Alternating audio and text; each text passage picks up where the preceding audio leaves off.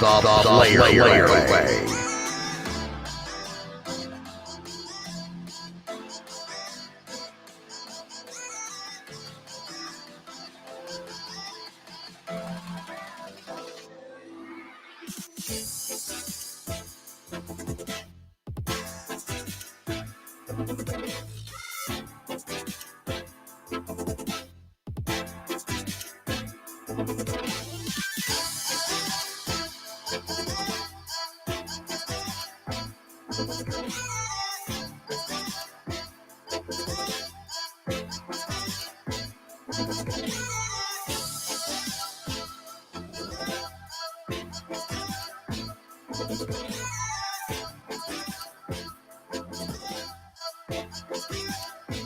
The Player Way. This is your resident podcast DJ BK, making sure you understand how to do your life and media. The Player Way. And you are tuned in to the Play Your Way Network, Player Way Podcast. Your feature presentation begins shortly. Just sit tight. The Player Way.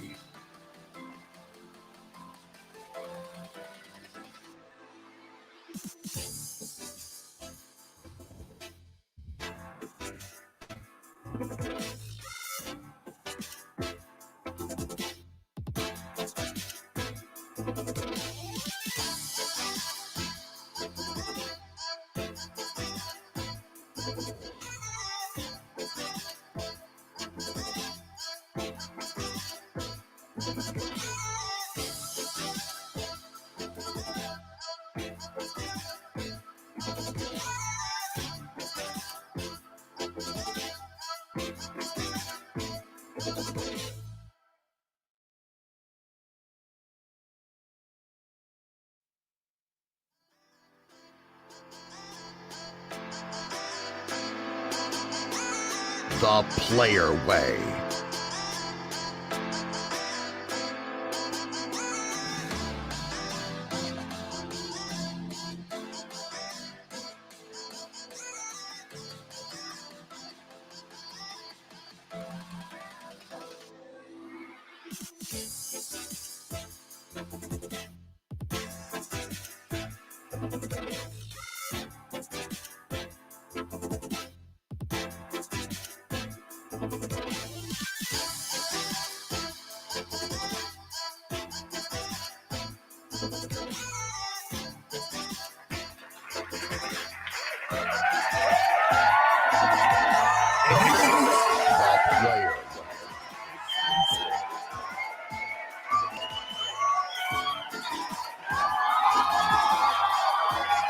The Player Way.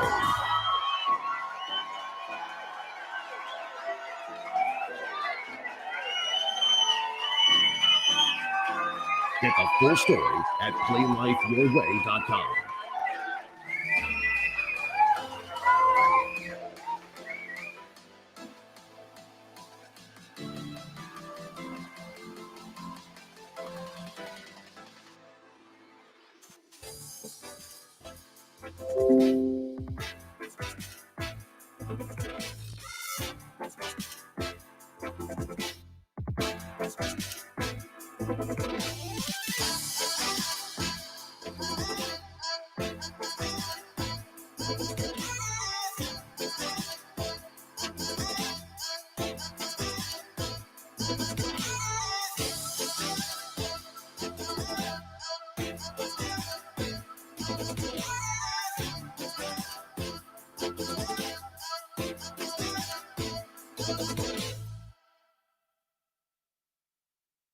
Get the full story at PlayLifeYourWay.com.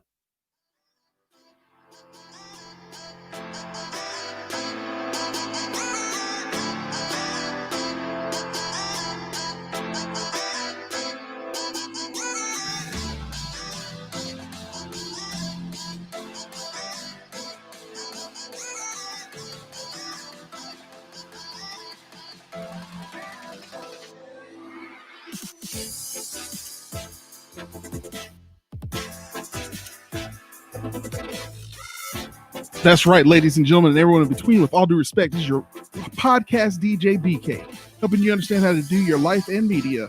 The Player Way. And the feature presentation of Play Your Way Network, the Player Way Podcast Limited Edition, is about to start in just a little bit. Hang tight, y'all. We'll holla at y'all. And just make sure you keeping it cool. The Player Way.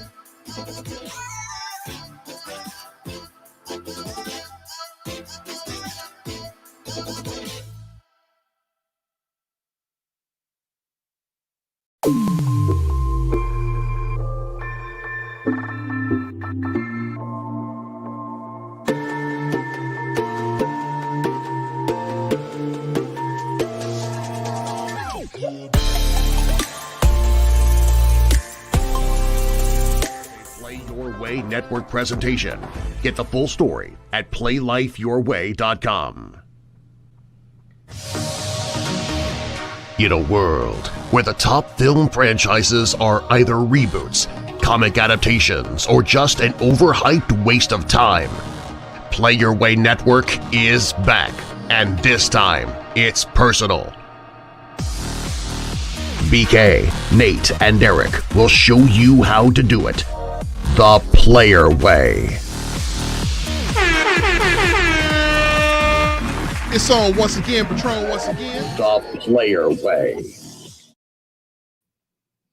Ladies and gentlemen, and everyone in between, with all due respect, I'm your resident podcast DJ, BK, helping you understand how to do your life and media The Player Way. And I never do this thing alone. You can see to my, I guess that would be my left. That'd be James, the producer. And of course, down bout at the bottom, you got Corrupting the System. We about to get this thing going, y'all. What's up?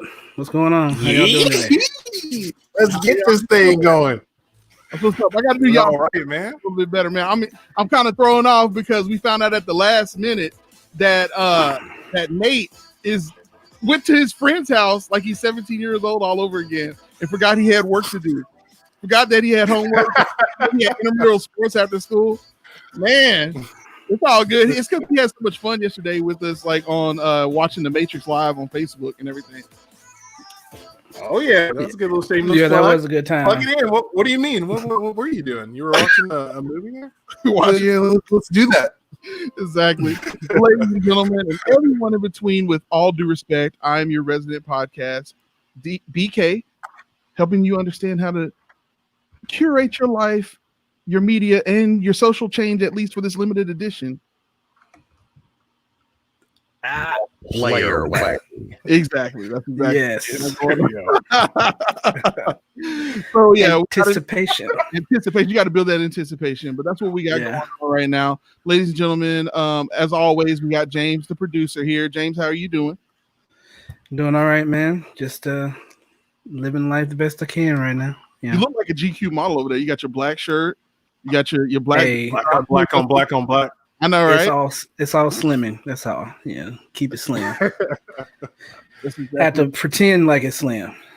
Pretend like it's slim. Well, you pretend very, very well. And of course, as always, we got my brother from another mother, a mister from my sister from another mister, if you will, from Dallas, Texas, Corrupting the System. Corrupting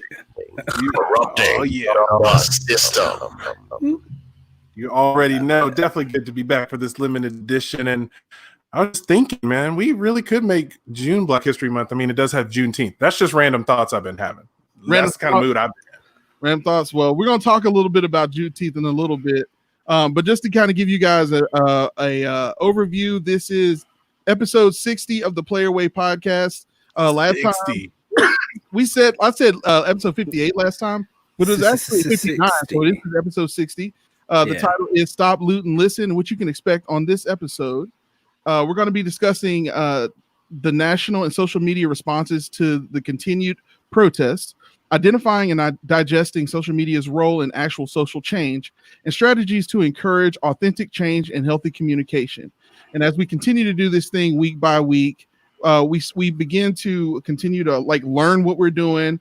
And as you're following us on social media, continue to make comments. We're gonna definitely shout you guys out. What up, Henny Damas, aka the possibly LT Glover?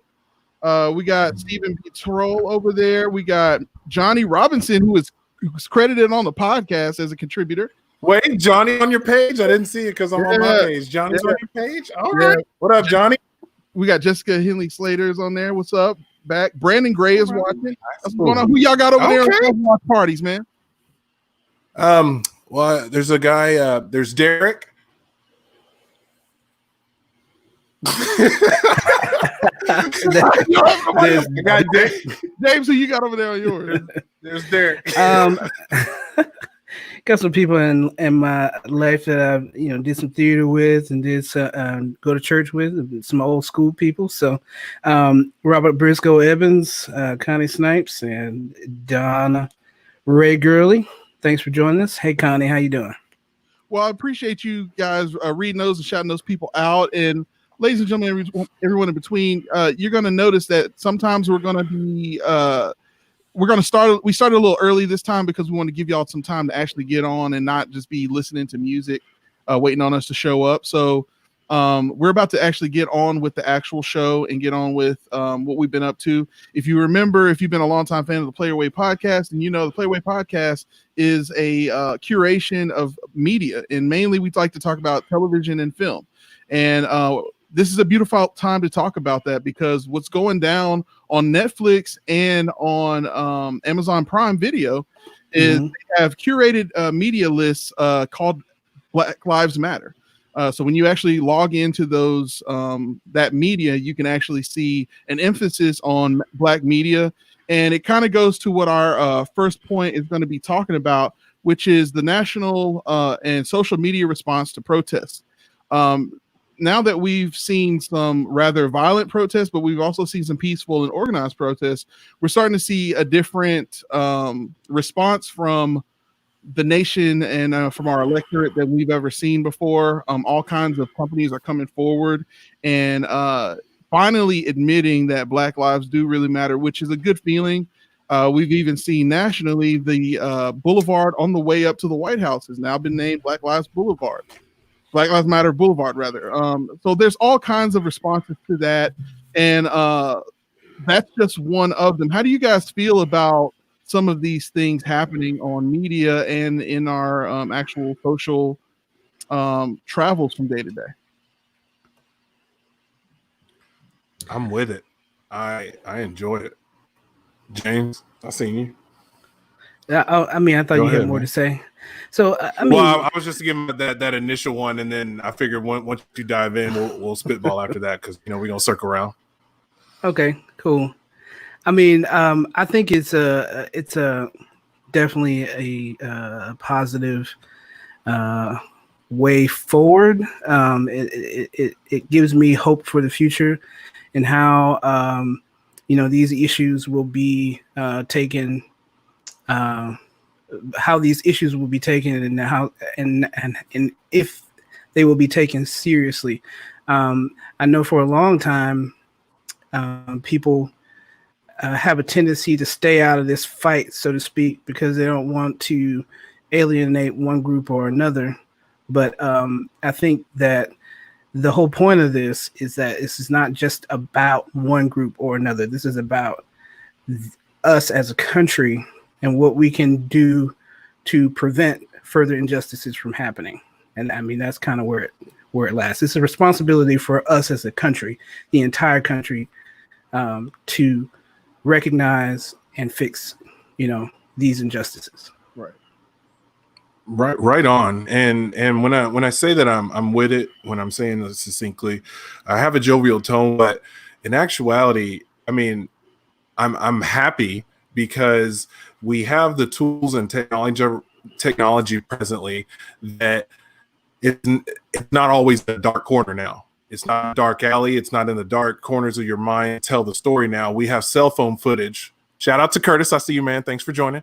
We have cell phone footage, high def video of crimes being committed against lots of people, and we have terabytes data on this, so it can't be hidden anymore. So I'm glad that we're using a social media platform to demonstrate these things, to broadcast them out, because you're having results quickly. One thing that tripped me all the way over was NASCAR this week. NASCAR banning the Confederate flag within hours of their black driver saying something. I am floored, and the NFL still didn't take a knee, and they still got the Washington Redskins. NASCAR did within hours. I'm NASCAR. I'm gonna tell on myself. I've had a negative stereotype of the NASCAR fan. I've put them in a box, and I've said generally it's a redneck, and I'm not really sure if I want to be around that crowd all the time. But through my interactions and getting to know people, and breaking my own faults, and crossing those bridges, like, well, maybe it's all this. You still have that generality. I mean, I'm telling myself, so I still had that box. So to see this happen broadcast when I feel a lot of people have that stereotype about NASCAR fans. I mean, I'm not speaking for everybody, but I'm speaking to everybody. You feel me? So to see that happen within hours, and then we watch Colin Kaepernick get dragged from his team. Bro, it's just something that is heavy on my heart, and I'm just so surprised, and I have so much respect. We're gonna keep on with the media temperature checking. What Derek is referring to is unless you've been sleeping on the rock, then you already know Drew Brees came out and had his thoughts about it, which, think what you think, at least you're thinking it out in the open. But what we found out is it forced Roger Goodell, it forced his hand. He had to do something. He had to finally speak up. And he basically just came straight out and denounced any previous thoughts and beliefs that they had about Kaepernick's peaceful protest. And I think what people realize now is the alternative that we're seeing now is a lot better. The alternative of him taking a knee peacefully and not causing any ruckus is a whole lot better than the rioting and things that you see right now. So It's one of those things where it's a whole lot better of a response that we're starting to see from people, because they're understanding, their imagination for what could potentially happening is starting to actually be accelerated. What we previously thought would never be able to happen, now people who are owners of box seats and arenas in like Atlanta, for example, Mercedes-Benz could be flipped over if the wrong crowd gets in there. So now we're starting to understand that it's important to respect people, and we're starting to understand why laws were created in the first place and why human rights are important to people. Because like we've said many times before the Civil War, it was really, before the Constitution was even created, it was normal to walk down the street, knock on a man's door and say, "Hey, I found out you were looking up my wife's skirt last week at the opera. I challenge you to a duel." And then you just went to challenge each other up. That's just what you did. So they had a gunfight after that. Somebody had to go. That's the way it goes now. So it's just one of those things where it's important to know how things are happening, how things are transpiring, and it's important to have respect for people's rights and to show that our police, the people who enforce that law and order, that they have a respect for human rights and the human life as well.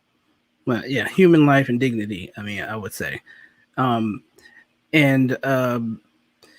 it's been a lot of, especially through social media, a lot of positive changes have been happening. A lot of people who are very much into, who are very much willing to listen to the plight that we are basically protesting right now. They want to know more. They want to like understand what's going on. Obviously, can never truly understand because they probably will never go through that in their lifetime. But they want to kind of get an understanding of what they can do to support us during this time. Absolutely. And speaking of support, we're going back to Netflix and talking about Amazon Prime's Black Lives Matter curated playlist. Some of the stuff that we've been watching is stuff that we've been watching all along. One of those documentaries came out in 2016, I believe. It's the 13th Amendment. 2016. Not the 13th Amendment, but the 13th Amendment. And it's by Ava DuVernay. I'm a big fan of this one. Derek is the one who actually got me into this. You want to take over that discussion and talking about why people need to be watching that? People definitely need to be watching this. This is a beautiful structure, and I know a lot of documentaries you're going to have a biased opinion about where they're coming, where they're facts. This straight facts. It's what happened. It shows the parallel and timeline of slavery, and then that was allegedly abolished on January 1st, 1863, but they didn't tell the slaves in the South, particularly Texas, until June 19th, 1865. And then after that, all right, you're free, but we still need free labor, so we got to create a really cool prison system. And then that's going to run through here, and it takes you to Jim Crow, and it takes you to militarizing the police, the 94 Clinton bill. It breaks it down in a way that is the public school system.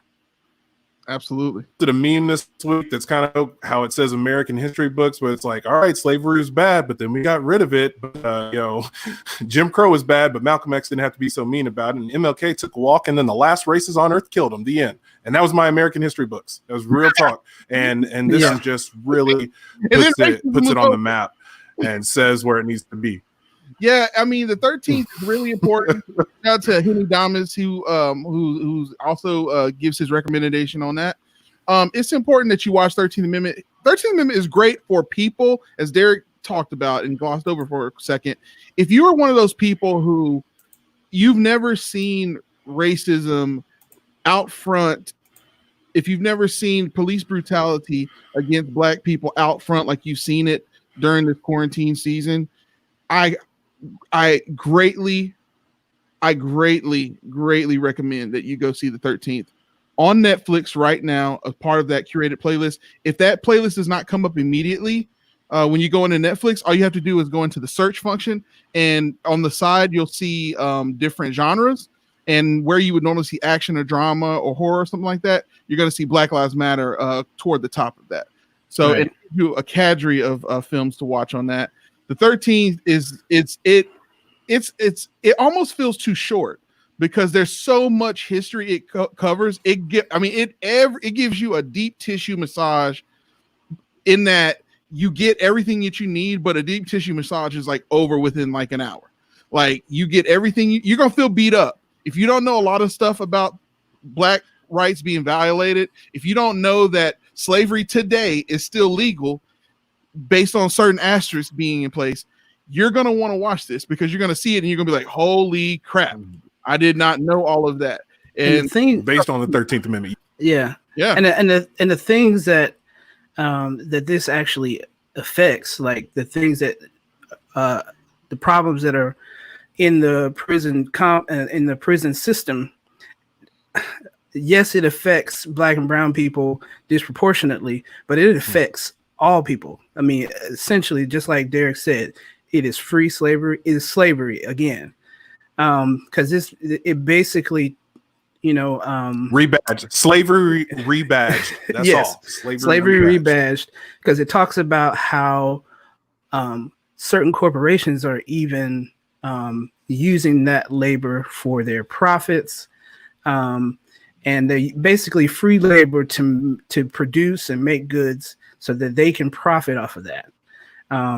This documentary covers everything from slavery, as Derek said, through Jim Crow, Reagan, Nixon, Reagan, all of the things, especially with Nixon, people in his administration freely admit that they did certain things to feed Black and brown people into prisons, so that they could benefit off of those things. The war on drugs is a huge part of that, and it's something that most people don't see the correlation between those things. So it is something that you should watch. It's mind blowing. It's like I don't know if people haven't watched it, you have to watch it. It's something that affects all Americans, and it's something that we all need to be up in arms about. You heard it there from James, the producer, Corrupting the System, and BK Jackson, that this is required reading for you and watching for you if you've not seen it.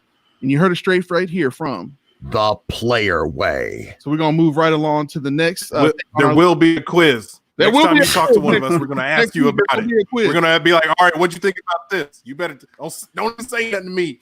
Some of the other people that agree with our recommendation, Henny Damas, LT, he says it talks about privatizing prisons. Marco said, my man said MLK marched and the last racist killed him, and in the end. Ian said they could have easily made a Netflix series. I agree. I thought it was going to be a series. When It certainly could have been, yeah. Oh my goodness. Henny Damas is Black people's horror film. Marco, slavery ended in 1865. Slavery Shippuden began in 1866. Slavery Shippuden. The second half of the series. Oh my goodness. This dude is crazy. And then Henny Damas, there literally was no drug.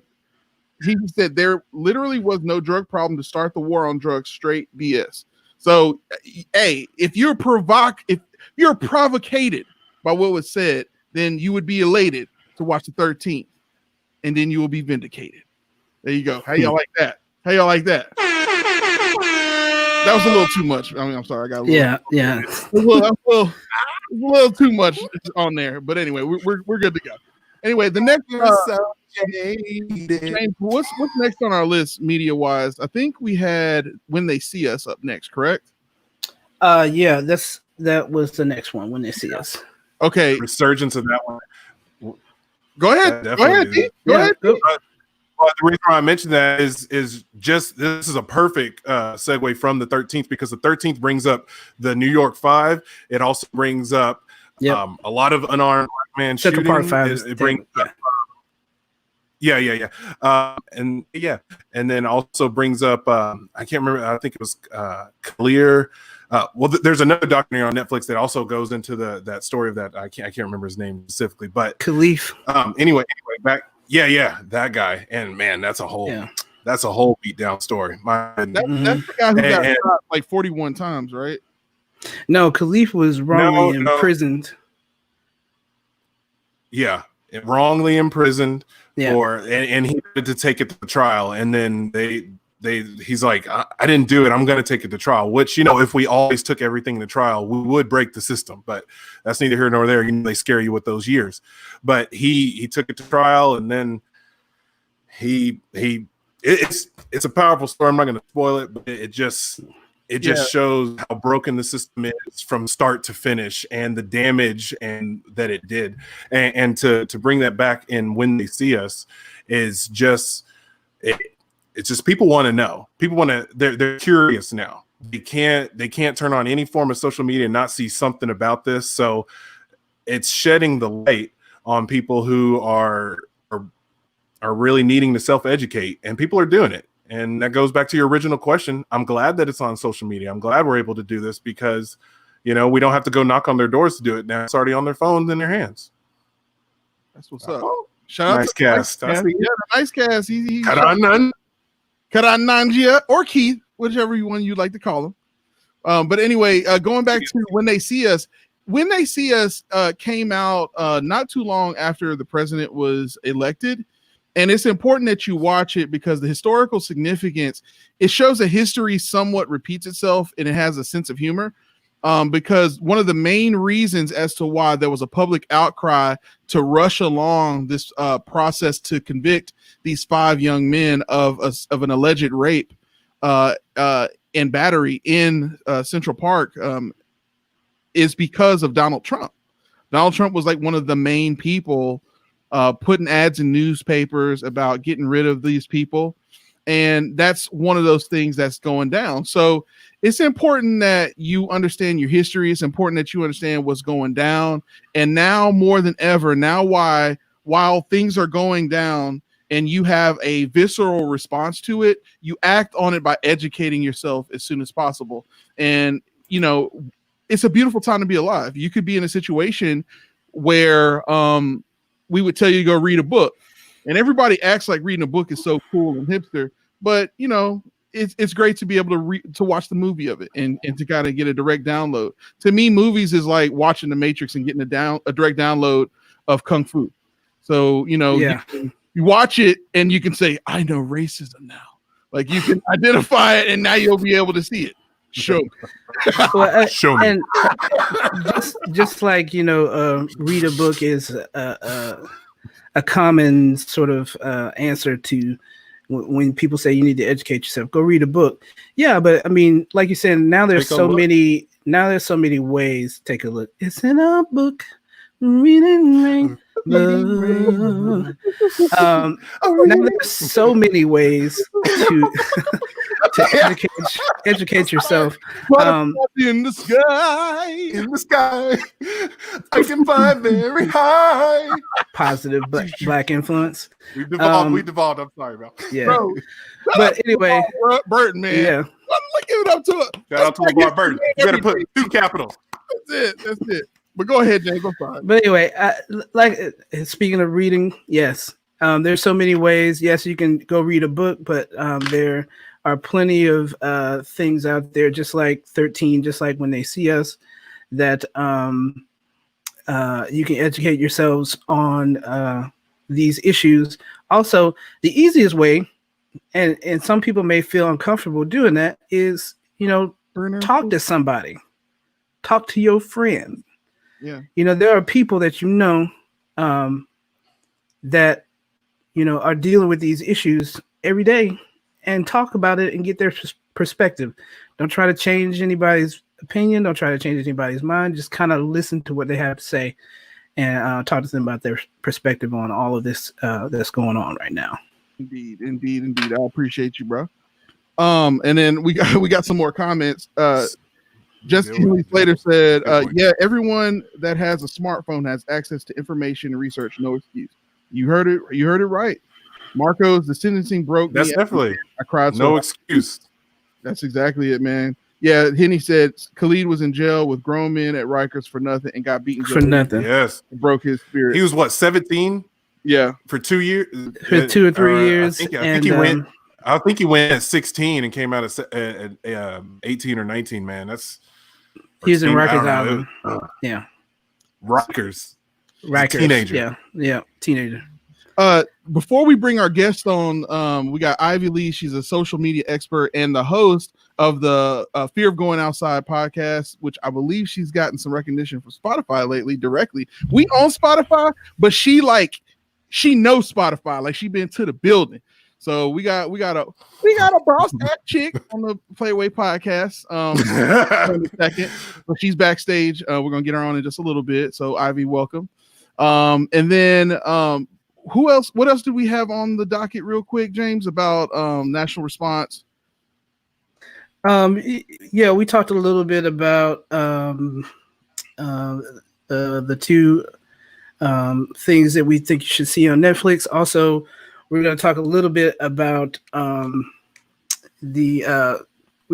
guess we already kind of touched on it, the sports organizations sort of stepping out on good faith and doing a thing that most people, honestly, I'm super surprised that they did. Yeah.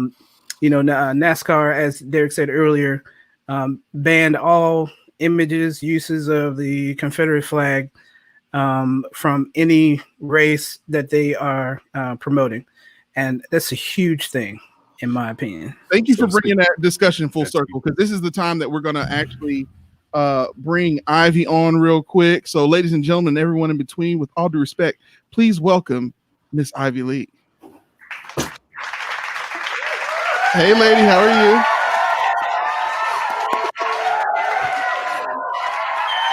How are you?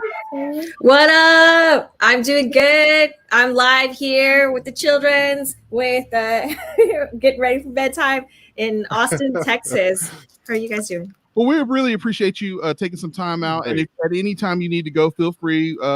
If you need to dip and take care of the babies, we want to make sure that you get publicized for being a boss, man, and just really having everything that you got going on. I like seeing the podcast in sesh in the background for you, managing and balancing life and the babies. Look at that, so beautiful. Look at that. Yeah, it's golden hour. It's golden hour in the central United States right now.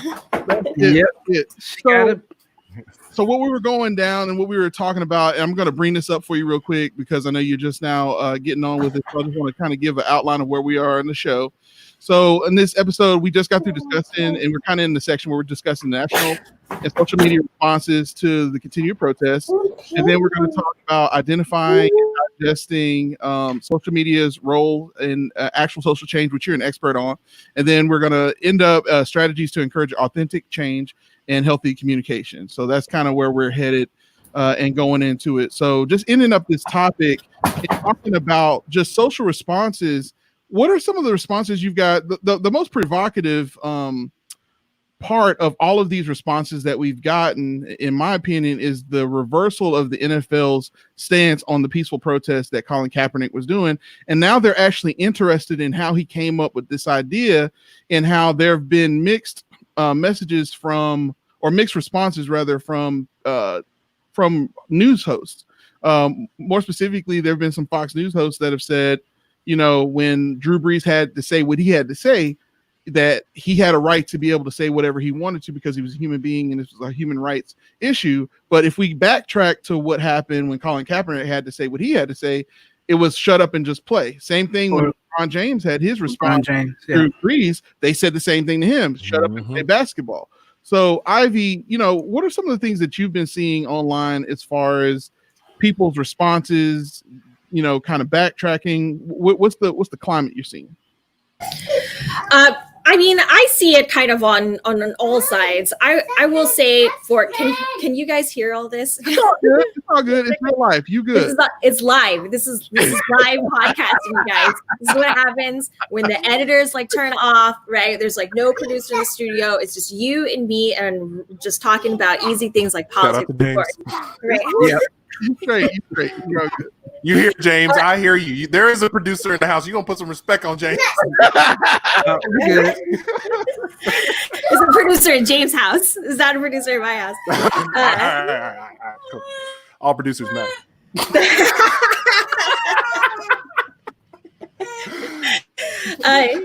So I've been seeing people coming they're coming with a new, I don't want to say awake, they're not coming awake because I don't want to be like, oh, all my white neighbors are woke now.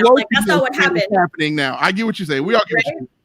But there's I think there's a lot of people who are just we're hitting that critical mass. Right. So, and there's and I feel like in my world, as I do have so many social activists kind of in my feed, there's all these people who are like, oh my gosh, we never thought that this would actually happen. We have to go and get these people up to speed and get moving and strike while, and take, this is our moment of opportunity. Yeah. While it's trending. Right. But then it's tinged with this, but all are these people just here on the bandwagon and they're not going to be here as long as it takes to actually make the change. Y'all wasn't shooting with us in the gym. That was. Right. Go with it. I'm just translating for you. You go ahead. Keep going. Right. Are they gonna, it's today. Remember Pokemon Go? Remember that glorious, that one summer? And then we never did it again. Is this 2016 summer?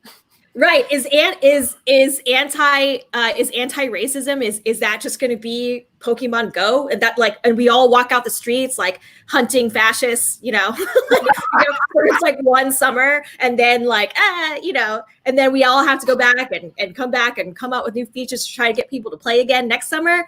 I don't know. I hope not. As long as the app doesn't crash, we should be able to maintain all of the servers just fine. I mean, I don't know because how many really, really basic questions, there are people who just found out this year that the 19th Amendment was only for white women to vote. Wow, how do people not know that? It's been because this year was the 100th anniversary, and women, there is this kind of sense in a lot of feminism that's like, oh well, all women, all women matter. Let's do things that benefit all women. Yeah, but it's never all women when you take a general approach like that. That's 100% true. That's 100% true. Some of you other guys, what have y'all been seeing on social media as a response? I've been seeing a lot of I watched Remember the Titans again this week, and there was a line in it where the assistant coach was talking to his special teams coach, and he's like, there comes a time where you just have to pick a side. You can't be neutral. I can't please everybody, and you have to take a side. And I really feel like this is that moment, and I've been seeing it. I've been seeing people I wouldn't normally see on social media saying deep, open, this rip open the chest and pouring out their opinions, and it's even made me be more active with acquaintances and just actually forming a little bit more deeper bonds, because you're getting these understandings, because these are deep rooted topics that we're talking about. We're not talking about very surface level things. These are deep morals that you're discussing with people, and it's out there for the good, and it's out there for the bad. And I have seen so much ignorance, chosen ignorance, through people that I've known for years, that I've worked with, and people that acquaintances of acquaintances. And it's just such an eye-opening experience on many sides to just see this out there. And I'm all for the war in the comment section lately. I'm all for it. Here's facts, receipts, and videos, homie. What you got? Get out of here. Mr. Corrupting the system itself wants the chaos. He wants the V for vendetta. He wants the vivacious vindication. Yes. Vexingly vivacious. Vivacious. All right, James. Mount Vesuvius. For me, I've been relatively lucky in my social media interactions, however little they might be, because I don't tend to be on social media a lot. I don't post a lot in any sense of the word for anything. But in this particular case, I've had a lot of good people reach out to me through social media in my inbox, and basically checking on me and seeing how I'm doing and how things are going, and basically just telling them that they're there for me. They support me in however I feel, because I think it's important for people to realize that they can't really tell me how to feel.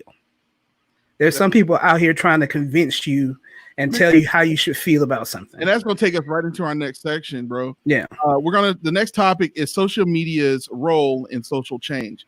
So many people have said and have been very cynical about calling people Twitter fingers, and that all you're going to do is protest in the comments, but you're not going to show up, right, person. And so, but I think that's a very short-sighted, and I think it's an off-pulse way to think about it. Social media is where, as Malcolm Gladwell has talked about, tribes. This is where we actually come together. This is where a lot of people, there are more people who are followers of thought on social media than anywhere else. Where people are going to decide to go organize and protest, this is where they're going to meet. So I think to minimize the social media impact and the discussions that we're having in the comment section as just Twitter fingers, I think is very short-sighted. I think that the reason why we have a chance and activists have an opportunity to do anything is because of social media. If not for social media, we wouldn't be able to raise money. I'm really enjoying that Facebook has gotten in on the fact that certain words and phrases warrant the opportunity to raise funds. And so with a click of a button, you can raise bail money for people that are going to be locked up for peaceful protests or otherwise. So I think that's a great thing. Ivy, since you're the expert, tell us what's your thoughts on the dangers, the SWOT of it, the strengths, the weaknesses, the opportunities, the threats of social media in this era right now? Social media is my weapon of choice. I used to run a social media issues agency. I've taken on the Tea Party twice, and I've actually won. And I am currently in the communications department of the Texas Civil Rights Project, where we work on issues in criminal injustice reform, not criminal justice reform, because that would suggest that there was already justice going on there, voting rights and racial and economic justice, especially when it comes to border issues and immigration. So we're talking about a lot of different things to a lot of different people at any given moment in time. And what I think that the thing that people are just, when they want to be really cynical, they say, well, nobody ever convinced anybody in a comments, in a comments war, right? And that's not true, first of all. You probably are not going to, in one sitting, convince a person who is out to specifically, who is specifically very angry about something that you posted. But you don't respond to that fire with fire. Mm-hmm. You use that person to draw out a lot of hateful things that a lot of people think, but everybody else is too polite to say, right? And not only can you talk to all those people, because now this person who sees something differently from you is interacting with your page. And so now the algorithm is going to feed content that they never would see, that their friends would never would see. Well, now they're interacting with it. So now they're going to be able to see this, right? So their friends are going to see it. Your friends are going to see it. And it's like watching a morality play out. And people can then not only decide for themselves what they think, but they're forced to decide what to think. I operate, when I explain to people what I'm trying to do with social media, it's never one tweet, right? The beautiful thing about tweets is that they're super short. So when you know that an article is going to be really long, it's going to take a lot of time to read, and you're not going to agree with any of it, most people, they don't even click, right? But with Twitter, you don't have time not to click. It's only 2 or 3 lines, right? You are forced, if it's in your feed, it will be forced into your consciousness. And what happens when people get new information is they experience cognitive dissonance, and our brains hate cognitive dissonance. Yeah. So we have to react in one of 3 ways. Either you're going to reject the new piece of information, which plenty of people do. They reject what they used to know that conflicts with that new information, and they take on the new information instead. Or they have to change their framework so that they can somehow accommodate both pieces of information in their head at the same time. And if I drip and drip and drip, just never enough for them to shut the door, just enough to just kind of poke at them every single time I do that, they have to make that decision. And 1/3 of the time, I'm going to get them. Woo. Say that one more time. Right. It's just a numbers game, right? If you never let up 1/3 of the time, you're going to change somebody's mind eventually. Or out of your 300, your 300 attempts, like 100 of those attempts will reach somebody and get somebody to shift their perspective. And that's what we're seeing happen now in the streets. Is I know that for a lot of you guys, myself, definitely, I'm a lot of my white friends' first minority friend. Same here. Yep. Okay. Right. And I got to. And for years, every time there was a controversial act of police brutality or just like a regular lynching by a regular person, like what happened to Trayvon Martin, right? Like there would be all of these white people coming to my page, jumping into my DMs, trying to have a human conversation with the one person of color they know, where they want to it's like they're asking me to absolve them of racism. And I can't do that. We were talking about that, and I beseech you, oh minority friend, first cleanse me of my ignorance. Please take this. Please take this humble personage of a link to an article that I agree with. Right. No one is hiding the books of Audre Lorde from you at the library. No one is hiding the works of Ta-Nehisi Coates on the internet from you, like in search engines, right? But they want to come to you because they think that, hey, I have this friend who said I'm okay, I'm good. I don't have to do any work. I can get them to agree that I'm not racist, then I'm not racist. And Ivy, you've dropped so much knowledge. You dropped like a knowledge bomb on this thing. And there's a way we salute people on this podcast when they just say something that's just to the next level. So many nuggets of information you just dropped. and this is our salute to you. You are watching a master at work. That's it. A master at work. She is a genius. I'm so glad y'all understand now why we have her on the podcast.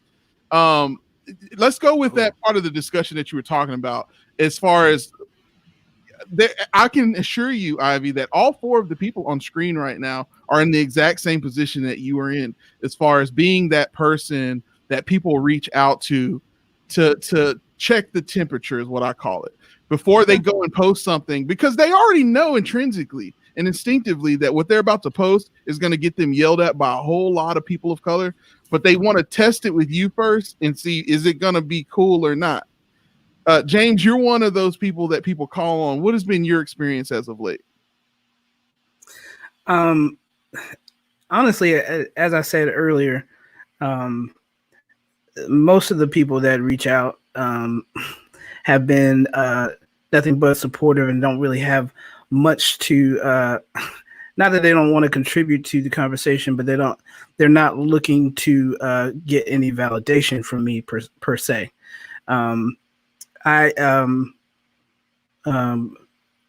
Most of the negative things have been from people in my past that post things that show up on my feed that can be rather insensitive, and they have been called out on that.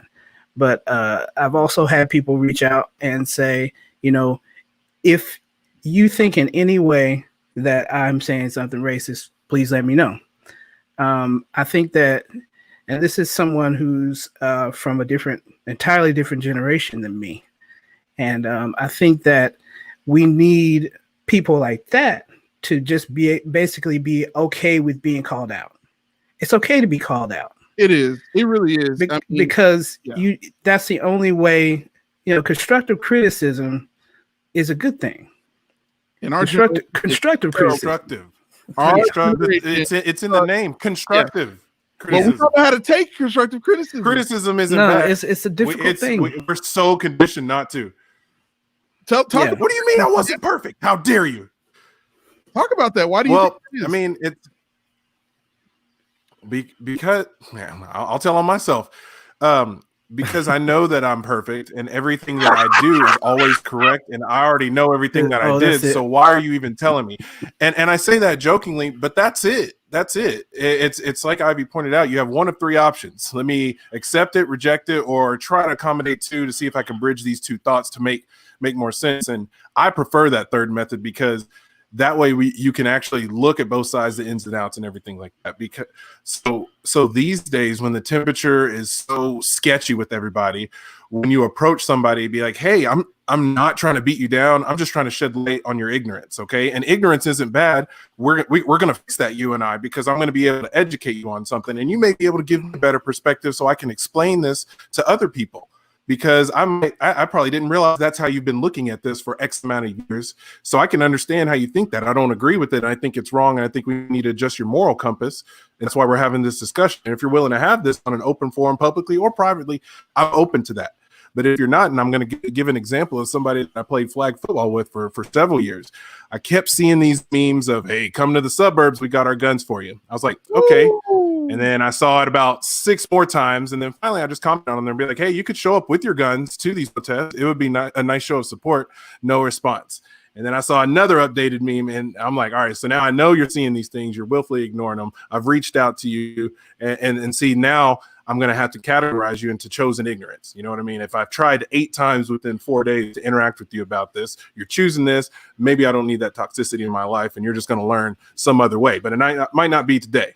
Okay. But it's that shut it down. Shut it down, move out, get that out of your. Exactly. Yeah, that's it. And they were canceled. So canceled.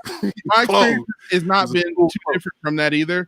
And what I could say if you're watching this and you are that person who is reaching out to your friends of color, and that sounds like an organization, but that's the best way to say it. If you have a person of color who's a friend of yours and you're reaching out to them and you're checking the temperature on what's going down, the most important thing you can do, this is a tip for you, okay? The most important thing you can do before you start doing anything, don't copy and paste an article, don't copy and paste a video. Just say, hey, fill in the blank person. How are you doing? I'm just checking to see how you're feeling. I know there's a lot of things going on in the world. I know there's a lot of things that may be affecting you. I just want to know how you're feeling. And that's the best thing that you can do is just reach out and say, how are you doing? And let the conversation organically build from there. Organically is important. Don't let the conversation go where it is. Don't try to dictate where the conversation is going to go because that's what you want to accomplish. I think a lot of times when we have people having conversations with us, there's an agenda at play. This person, before they've even reached out to you, they've already decided where this conversation is going to go. And if you catch yourself doing that, that's a great ethics check for you. You don't need anyone to virtue signal you. Just think to yourself, have I already dictated how I want this to come out? And if it doesn't go this way, am I going to feel a certain way? 9 times out of 10, that's a check for you to really think about what privilege you have in your brain to think that you can control a situation. You know, that's the beginning of you realizing maybe there's something I need to work on changing. Can Ivy, as a person who really understands communication and groupthink and things like that, what is your thought process on agenda setting before you have conversations with people in this dynamic of what's going on right now? I mean, I think in this dynamic, you have to think of, I think people need to think there's even something even more basic there. Is this person who's your friend, who's a person of color, are you really their friend? Or do they just have to put up with you? And are they just an extremely gracious person who has let your ignorance slide because they don't have to interact with you too much, right? Or are they a colleague and they can't call you out because they don't want to strain their working relationship with you, right? Because a lot of these random white people who will reach out to me for this like absolution, right, are not really my friends. Because if they're really my friends, then I would have already caught them in an unguarded moment and I would have called them out a long time ago, and we would have had a whole and we don't have to wait until a national news situation, right? Right. So I think it's not even to try to have a conversation with this person. My message is don't try to have this conversation with this person while they're grieving, right? The trauma of living through this experience. Right, like I don't know. Yeah, bro, level up. Say that one more time about the proper time. Yeah, not while someone's grieving. What? You mean we're grieving? Yeah. Wait a minute. What? It's not like anybody died, Ivy. What would you be grieving for? I can't. It's like I'm gonna laugh because I don't want to cry. Yeah. Yeah. We're all grieving, and that's an important point to make. Just because I didn't know George Floyd personally, or I didn't know Ahmaud Arbery personally, doesn't mean that I'm not grieving their deaths and their wrongful deaths. I've said this on the last podcast. I mean, it's hitting me hard right now. I mean, I don't even understand how, people cannot be affected by it. And it seems like they are. There are some people that are totally tone deaf to the situation that's going on right now. Yeah, I think tone deaf is such the key phrase, man. Well, I come across that so often. And let's talk about what that means. Tone deaf, what people don't understand is what that even means to be tone deaf. That is a musical term. That has to do with your inability to carry a pitch because you cannot hear the pitch. And if you cannot hear the pitch, you cannot internalize it, and you cannot then match that same pitch. So in order for you to be able to have a conversation with a person of color who is grieving through this process and be able to formulate the words in a way that's going to impact them in a positive way, you have to be able to empathize with them, or at least already feel what they feel. If you have to be in tune with them. You have to be. And so if you cannot hear what they're saying, meaning you have to wait and hear, which is why I said earlier, you need to ask them how they're feeling first. And then that's when your empathy chip, if you have it, kicks in, or if your shared experiences that you can build rapport with kicks in, and then you can start to relate. If you can't relate to a person that's going through this, then you're going to have a really bad issue, and in which case that's part of the reason why people are saying don't talk right now. It's not a unilateral approach to keeping and silencing people, because everybody's entitled to opinion and everyone is entitled to an opportunity to speak their voice. But would you walk up to a mother who just lost a child and start asking them as to why their child was in a place at a certain time when they knew they should have been at home? And where was the woman who, and why wouldn't she? And then, the cops, they were just doing their job. Like, you need to always remember when you're talking, you need to find that Black friend or that Asian friend or that person in the LGBTQI community, plus the A as well, that you are wanting to build that empathy and build that rapport with. You need to say, that person died yesterday. I have a longtime colleague and mentor who I spoke with recently, and I really appreciate her reaching out because it gave her an opportunity to kind of hear it from a different perspective. Her perspective was formed by who she sees every day and who she lunches with and who she works with. And these issues may not be, and she is a great person and doesn't perpetuate some of those issues all the time right in front of her, but maybe she doesn't realize that some of the people that she's allied with do those things and perpetuate those things, but they would never bring it up to her. So it's important that she gets and checks with me and says, before she decides there's not an issue, hey, what's your perspective? Is this really real? You're somebody I trust. I know you're not on that 20% of people on the left and 20% of the people on the right. You're somebody who is malleable when it comes to change and learning and ideas. What do you say? Because if you say it, I trust what you have to say.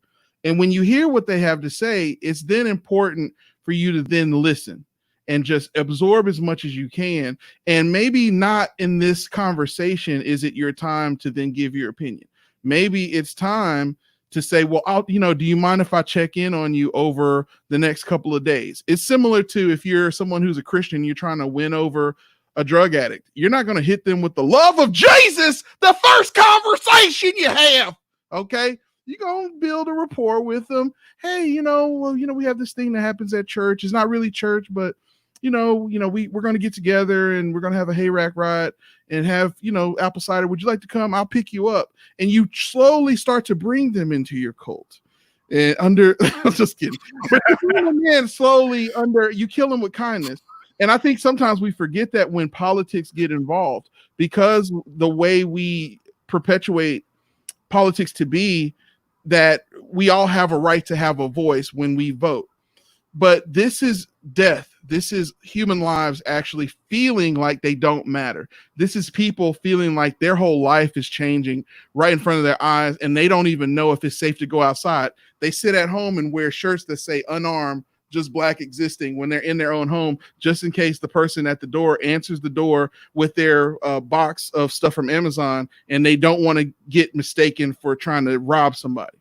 This is real life. This is really happening. So don't underestimate, just because you may not have the empathy chip, don't think that other people are sociopaths as well.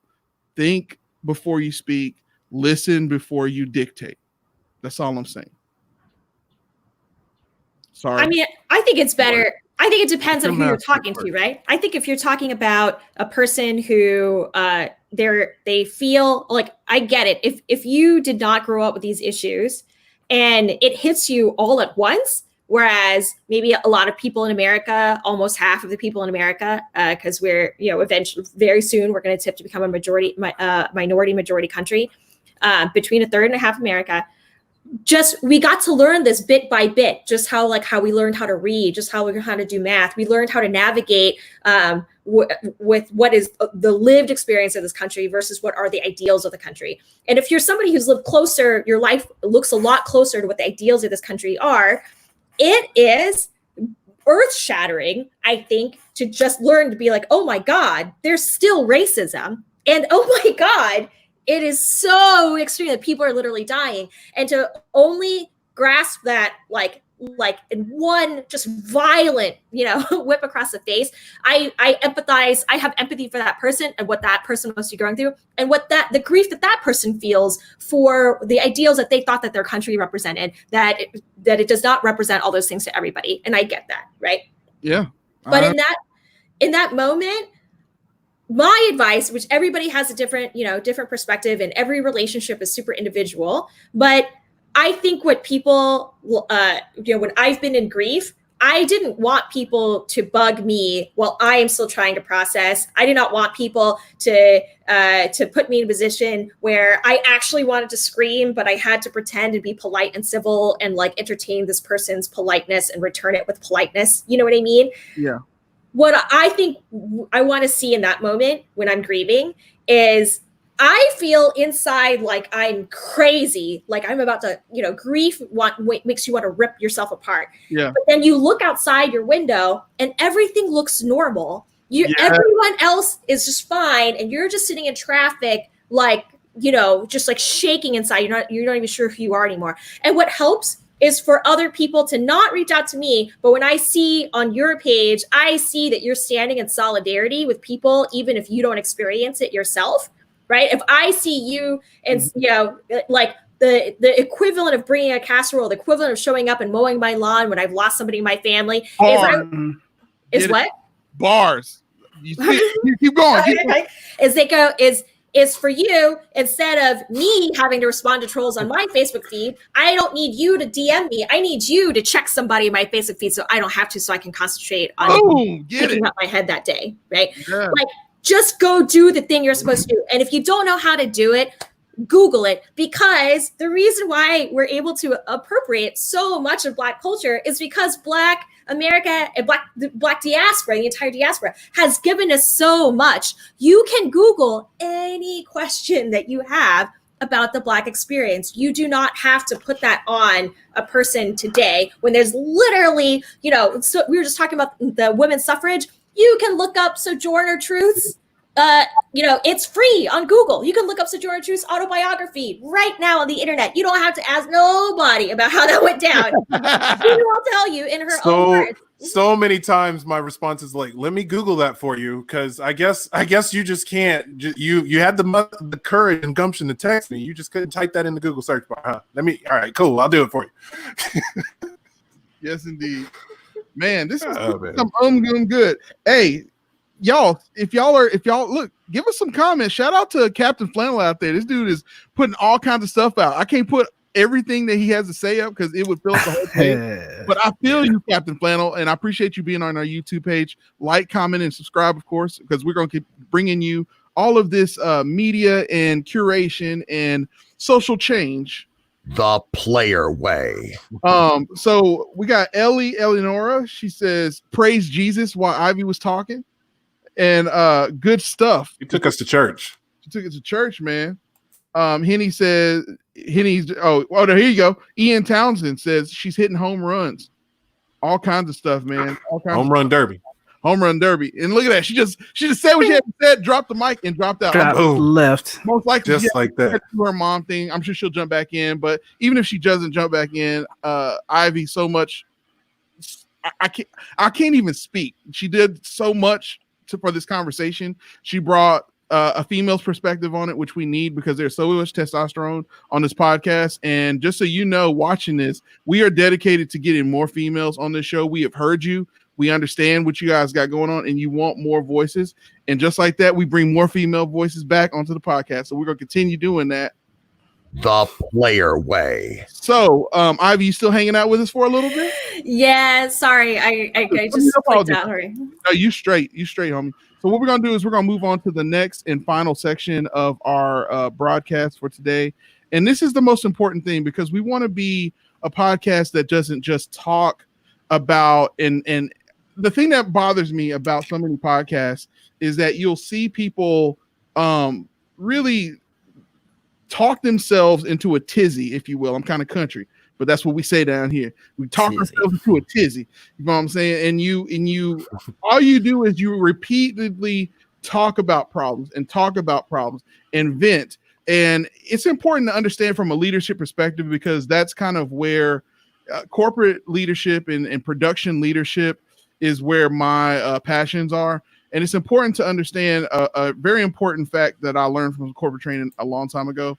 It's that you cannot vent and self-analyze at the same time. And the thing that causes you to change is your ability to self-actualize actualize and understand what you have going on so that you can actually say, you know what, I know that this person said this thing to me, but here's what I did to kind of cause that. So it's important to understand what you can do and to watch the tactics you use so that you can draw people to the cause as opposed to pushing them away from that. So we want to always talk about building strategies and not just doing complaints, because that's what you guys came for. You came here to get some information and to not get a bunch of Bitch, what? but to get a whole lot of. You are watching a master at work. The player way. And that's what we're about to do. So this final section, strategies to develop social change and increase better communication. And we're talking authentic change, not just the, I'm going to name a street Black Lives Matter Boulevard and cause a bunch of Ubers to not know where they are supposed to be going. Okay, because we haven't even talked about that problem right now. We haven't talked about all of the missed deliveries that are going to happen. I mean, it's a beautiful thing, but then people are going to say, well, you know, it's still whatever the name of that street was. You know, we it's great that we have curated media on all of these platforms that placate the Black Lives Matter, but it's important to understand that while Black Lives have the talk baton right now, all people of color are going through things. Just before this situation arose, we had a lot of Asian people going through a lot. And I had a friend of mine in New York City, Chino, reach out to me and talk about how he appreciates people speaking out because of the COVID situation and because of some of the rhetoric. I have to admit myself that I was guilty of not understanding that some rhetoric that is being used by our president was very pejorative and very dangerous. Type of speech and hate speech to be putting out there. It's important that we understand that when we have a platform and we have power, we have to wield that responsibly because we can legit put somebody in danger. And no different from that is what's going down with our president going back out on the campaign trail and going to the scene of the crime of one of the worst, if not the worst, catastrophe and massacres in Black history, to the point where Watchmen on HBO made a whole season series about that. If you have not watched Watchmen on HBO, it is a Black history Elseworld tale that you need to watch right now. So it's important that you understand that if you're going to be somebody that's going to go out and lead the picket line, if you're going to be the person that's going to be making donations, if you're going to be the person that goes on social media and have dozens and hundreds of people listening to what you have to say, then you need to develop some strategies that will actually build authentic social change that's actually going to change hearts and minds, and it's going to increase better communication with people so that we can not just sit here and have popcorn in the comment section while we roast the hell out of somebody and exercise them and create more enemies. So that's where we're at. That's a whole lot to say. Ivy, let's start with you because you're the special guest. I think, you know, knowing that the argument that you're having on Facebook isn't just for that person, you're having a public debate and a public forum for a lot of people at the same time. Keep that in mind, that when they say something that's just really offensive, that's a gift, because a lot of people think it. So address it and think about all the people you know who might think it. Address it from the perspective of facts and figures for some people. Address it from the spectrum of the perspective of, you know, moral different frameworks of ethics. Address it from the personal experience. Address it from literally, you know, every angle that they give you and every angle that they try. Like, don't let yourself get mad. Say that, hey, at least now we're talking about it, right? Because all this time where we just didn't talk about it, and we all just like pretended we were a melting pot, it didn't work, and this is where we are now. Right? So lean into the difficult part, lean into the wave, lean into the pressure. You're like, go where the fire is. A lot of people, you know, like I'm here in Texas. A lot of people, they try to be like, oh, you know, they try to say terrible things about Texas, or people move to come work in civil rights here in Texas from New York or from California or something like that. And people ask their friends from back home will ask them, why are you going to Texas? And the answer is because here's where the work is. Right? Yeah. Wherever it's difficult, that's where the work is. So if you're serious about doing the work, you go there. And if you're not serious about doing the work, shut the fuck up. Just keep quiet and get out of the way. Just like that. Just like that. Drive by. That was. I had to make up a Do new like a Lamborghini with the speed of the Bugatti. motor like hot nose. Yeah, Gliding like an ice I'm an skate. Asian mom. I'm an Asian mom, right? If the adults are talking, the kids need to sit down. The Have kids triple need to listen and learn. Yeah. CTS. Definitely. What say you? Well, it's right. You bring up a great point. It's not that's it goes back to earlier when I mentioned, I'm like, these are public forums. I have an example of facts and receipts right now. I'll read to you. Yesterday, somebody had a comment on this post, and they were talking about, well, what is this? They were attempting to troll, so I commented on there. I'm like, obviously everybody knows the joke here. And somebody else tried to call me out and said, you actually changed your profile pic for a cause based on lies and think you're profound. Effing cringe. So I'm like, and I quote, okay, I'll play. Exactly. I'm like, okay, I'll play. Kyle Douglas up in New Hampshire. Nowhere did I ever imply that I'm profound, as I'm still tripping through life like the majority of us. You have no idea why I put this as my profile picture, do you? But your assumption is interesting. So clarify for me, the small social media movement of just showing support toward the current civil unrest is based on a lie. And I didn't really want to get in some sort of political discussion as I was originally being jovial. But my tone is adjusted to more matter-of-fact and curious, which brings me back to that question. What lie? Oppression? America usually treating people of minorities as less than human beings? Redlining? Segregation? Militarizing police? Fictitious wars against an intangible enemy so that we can privatize prisons for profit? All right, that was a lie. But as I stated, I was curious. What lies did you presume I changed my profile for? And you know what he said? What did he say? And give a dramatic pause. I can't play the cricket chirp because he didn't even reply. Okay. And the reason why I mentioned that he didn't the reason why I mentioned that he didn't reply goes back to the reason why I got on this tangent of it's a public forum. So he didn't reply, but I know a lot of people saw that. And a lot of people saw that. And just like my turning of the tide with NASCAR, I'm like, you know what? Let me research some more of this. Who's this black driver they have? Oh, wow, he has a Black Lives Matter wrapped car. Okay, they really have support him. And it made me do it. So you have to see these things publicly, because when I see somebody else saying something ignorant, I can go interact with them, and you try to have a direct conversation. Let me have an open dialogue, because and nowhere on here did I call him names, and nowhere was I rude. I might have been a little condescending. I'll admit it. But the point of it is that's how you're supposed to do it. I don't want to get in here and argue and name call and blah, blah, blah, and you're a racist and I don't like you and your mom is stupid. I want to talk about it. Exactly. That's already there. We've already been doing that for way too long. We're here to talk about it now. Let's talk about it. And that's the thing. Let's talk about it. That's our new podcast. Let's talk about it.com. It's the show where we talk about social change and issues, and we eat tacos the entire time. Nice and crunchy ones. If you prefer that. But anyway, but no, we could have had taco trucks on every corner, you guys. This did not have to be a metaphor. It would have been amazing. Yeah. but that goes to it. If you feel, here's the thing. Those of us who are educated and really want to engage in social change, and I'm not going to speak for everybody, but I'm going to speak for myself. We don't want you to go quietly into that dark night. We want you to be specific. If you have an opinion about what's going on, actually hold it. There's nothing. I personally don't have a problem with a person believing that they're racist to the rest of them. You just can't hold public office and be a police officer and hold a weapon. That's the thing. So if you're going to go online and have your views, I respect.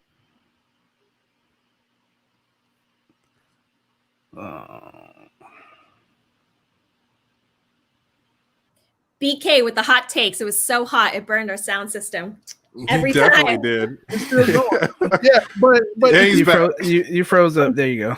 But if you're going to be the person that jumps on the bandwagon and wants to talk, the way you fumble your credibility is by raising up a bunch of stuff, saying things in a pejorative fashion, and then when someone like CTS Derek gives you the opportunity to explain yourself and you don't explain it, you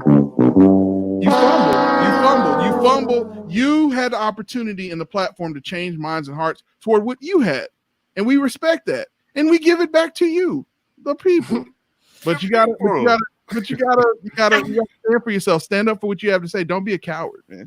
Because I think in that case, he was never, you know, his in a case like this, the reason why they don't respond is because their purpose was never to have a debate of ideas. Of course. Right. Like, and you can tell by the way he talks, you can tell the difference between somebody who's like, but why don't all lives matter? Right. They may legitimately not know, because the internet is a very scary place. Right. And the algorithms have made it so that we don't have access to the same information. Right. And they may legitimately not know why that is an insensitive thing, you know, an ignorant sounding thing to say. Whereas this person just felt that your existence and your boldness to take up a space that was not designed for you threatened his identity. And he had to lash out like that bar haymaker that's just this like the drunk white boy swing with the drunk white boy with no martial arts training swing. I'm picking up what you're talking about.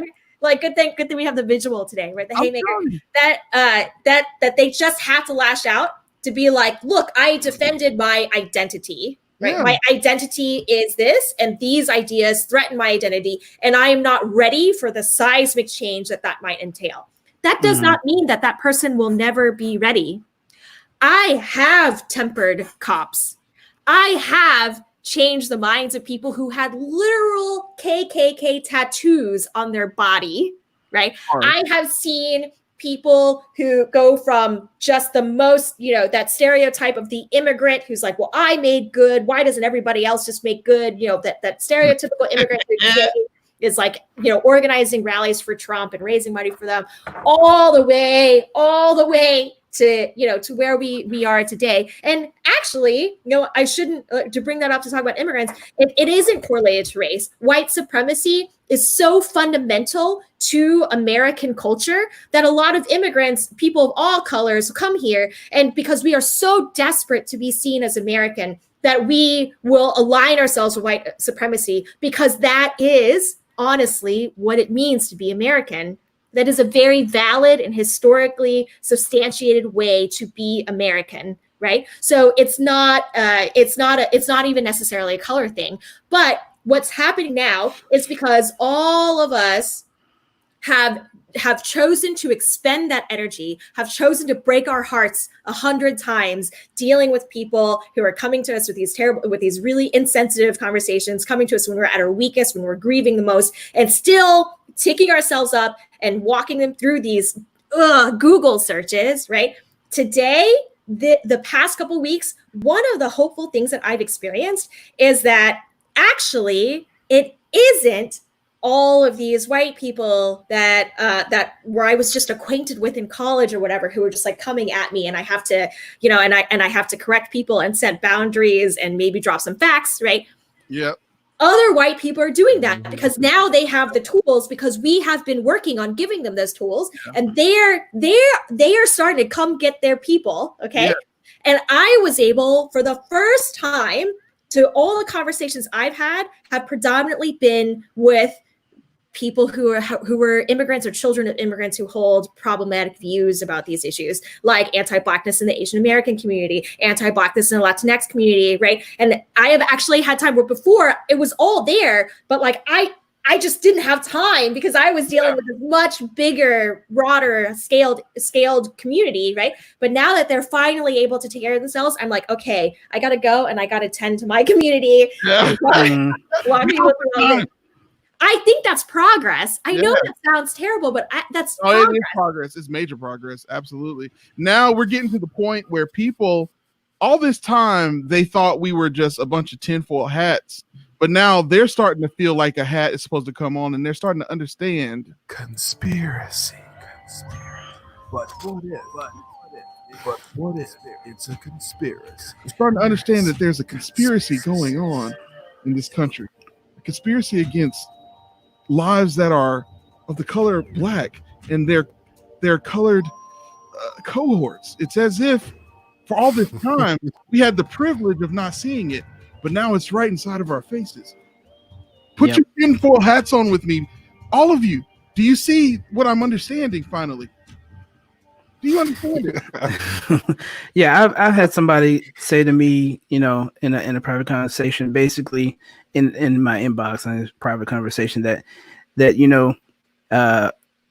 he said that basically Anglos are finally starting to wake up to what the plight of people of color have been dealing with for years. Yeah. And it's an amazing statement because that's what's happening. Finally, there are enough people that realize what's been going on to so many people of color throughout the history of this country. And, unfortunately, it took hundreds of years, and it's still going to probably take another 100 or so for the rest of them to kind of wake up and accept, this is how the country has been run for so long. And these people have an issue with it, and we should be behind them on it because these are human beings, these lives matter, and we should want these people to feel like they are a part of our country just as much as anybody else. Absolutely. James, no, don't say 100. I give them 12. Okay.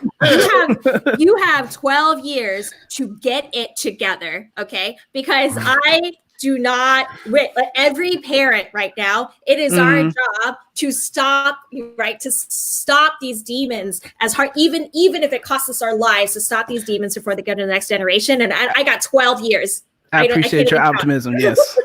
Yeah, I mean, and I love the enthusiasm in terms of that. We need that. We need those voices. We need those. I think from the perspective of the darkies on the podcast, if you will, James and I think that what you have to understand, and I say that to me, that was an actual toothpaste in American history. If y'all didn't know that, there was a toothpaste called Darky's toothpaste. Once they realized it was so racist, they changed it to Darley's toothpaste. Fun fact. Exactly. You're just a jigaboo.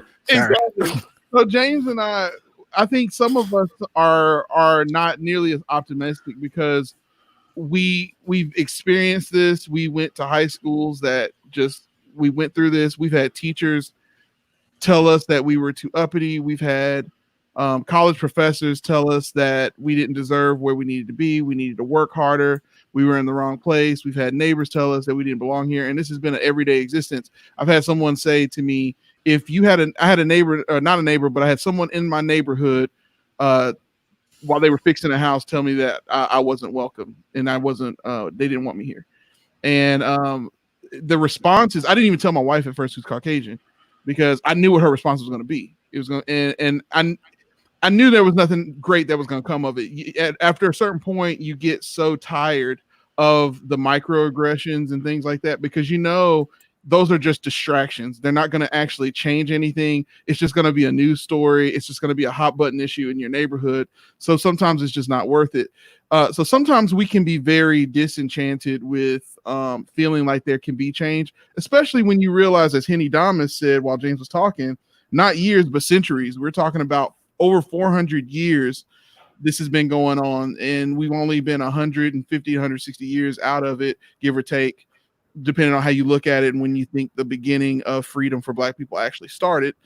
You're looking at it from a perspective of, can it even change in that period of time? So I don't want to get too much in that discussion, but I love the diversity on the dais that we got. We got one guy who's corrupting the system, who wants to invoke the conversations and cancel people immediately. We got Ivy Lee that says, you got about 12 years before I get to start the chopping. Congress term. Get them exactly. done. And then you got James, the producer, and I, who were like, I don't know, maybe I'll just podcast about it. But no, my point in all that, I use extremes because I'm trying to help people understand that one of the temptations of this movement and the other side of the conversation is that people of color, we can sometimes be our own worst enemies. One of the things that I've been seeing lately that I will not stand for on my timeline, and you can be sure that if I see it and I'm talking to you, if I see you posting this, I'm going to speak out against it, and you can roll your eyes if you want to.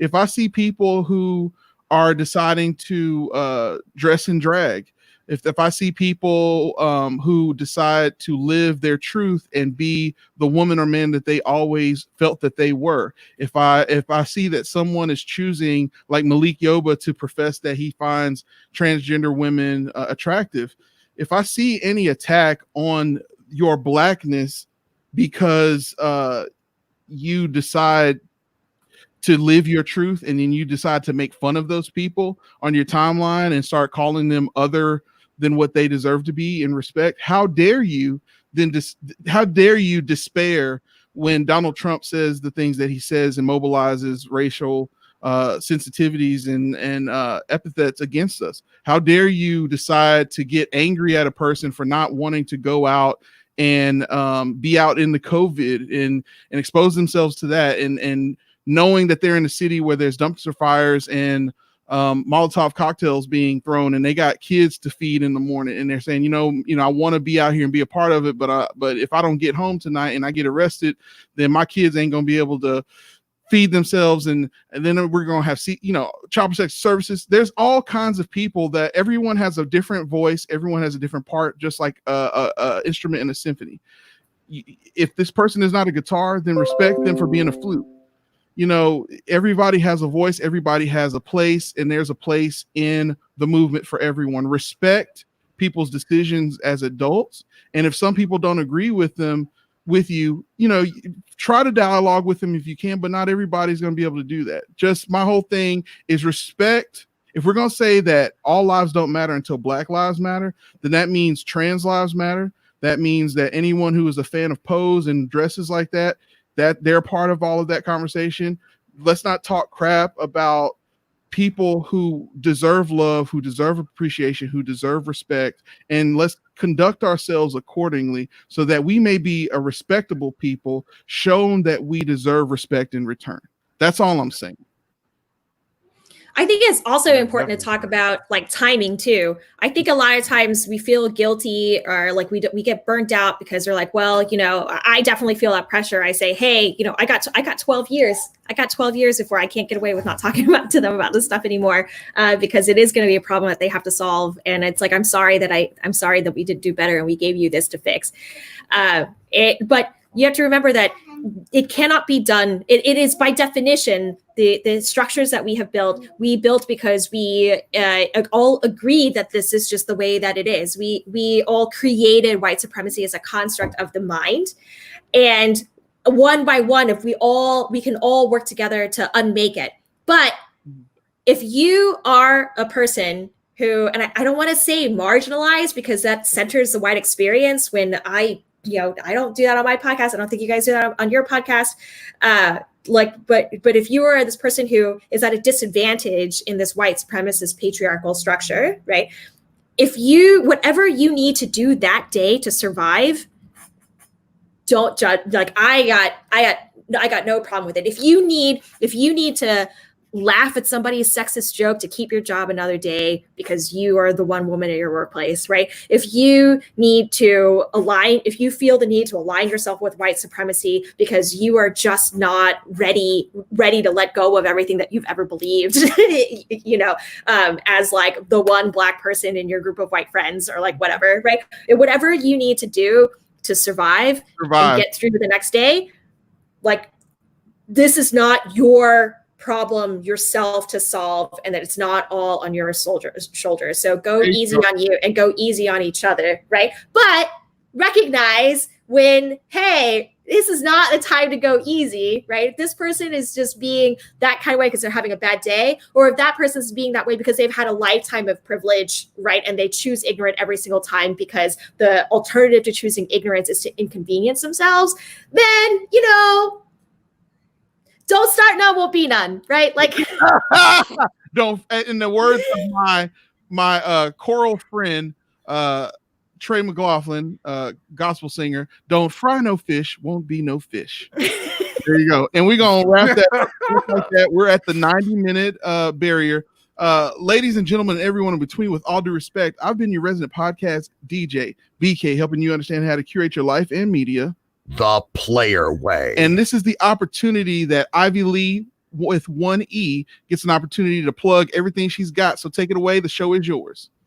Oh, I run a podcast called Fogo, Fear of Going Outside, FOGO. You can find it on Instagram at Fogo Podcast. You could find me on Twitter at Ivy Lee with one E, the whole phrase spelled out, just like my name tag right here.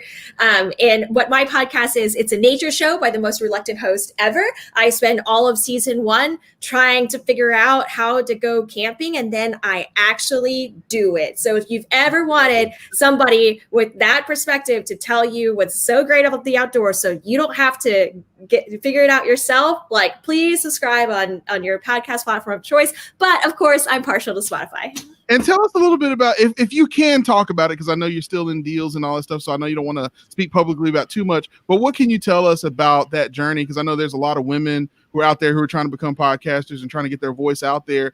What has been your experience with engaging Spotify so far? Actually, I'm really glad you asked, because Spotify applications for the Sound Up, the Sound Up Podcast Accelerator for aspiring women of color podcasters, the applications are open right now.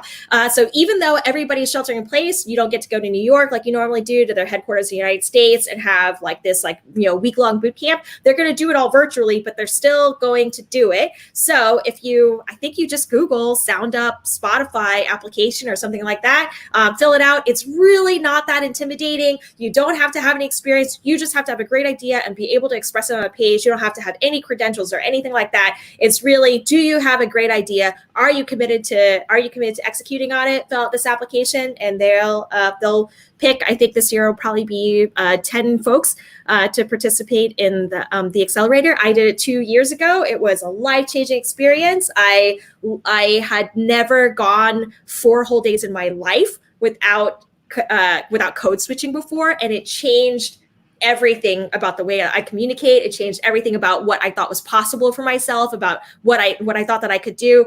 Just being surrounded by all of these women of color. It was so much damn swag, just passionate about storytelling. It was amazing. So if you want to get started, you don't need to have somebody like Spotify do it for you. But if you fill out the application, not only will it help you articulate your idea and get you where you're going, but you might have a shot at hooking up with all these experts to kind of, give you a little jumpstart at the beginning of the way too.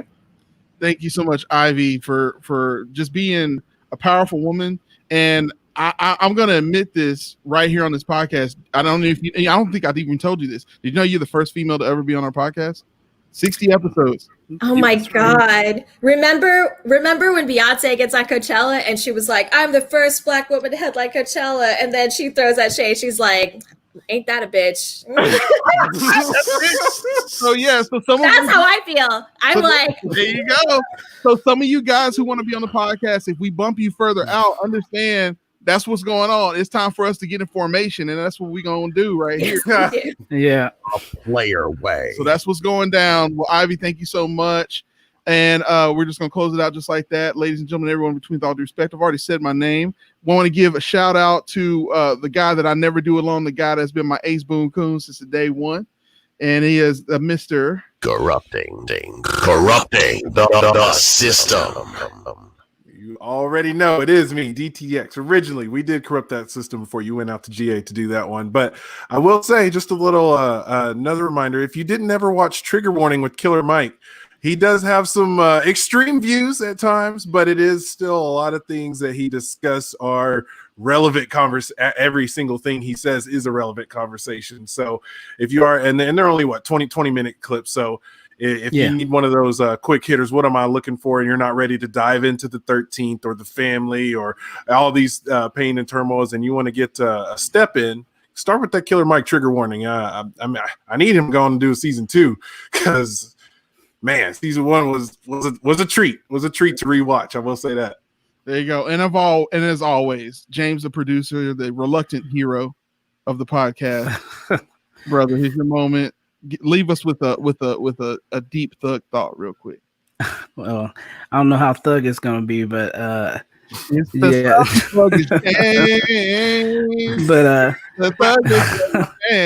appreciate you. There are a lot of new people on listening to the podcast today.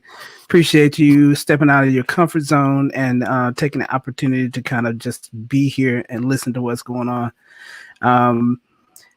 Change is going to happen. Change takes time. Change takes effort. You can only start change by just opening the door to basically change can't happen without some sort of discomfort, because no one really likes change, and so there's always some discomfort with change. So just lean into that a little bit, and I think you'll come out better on the other side. And that's it. So, ladies and gentlemen, everyone in between, with all due respect, no matter what you decide to do with your life, no matter what media you decide to follow, no matter what thought process you decide to critically think about, just make sure you're doing your social change the player way. And we're going to end it just like that. We'll talk to y'all next Thursday. Same time, same bat time. Remix. Same bat channel. You gonna lose your job. Hey, say it with me. You gonna lose your job. Your job. Because you are paying me for nothing. You about to lose your job. You guys are ridiculous.